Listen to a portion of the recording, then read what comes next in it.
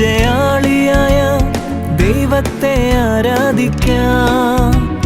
അടിപ്പിണരാൽ സൗഖ്യം തന്ന ദൈവത്തെ ആരാധിക്കാം. കാൽവറിയിൽ ജയാളിയായ ദൈവത്തെ ആരാധിക്കാം. അടിപ്പിണരാൽ സൗഖ്യം തന്ന ദൈവത്തെ ആരാധിക്കാം. ആരാധന സ്തുതി ആരാധന, ആരിലും ഉന്നതൻ ആരാധന.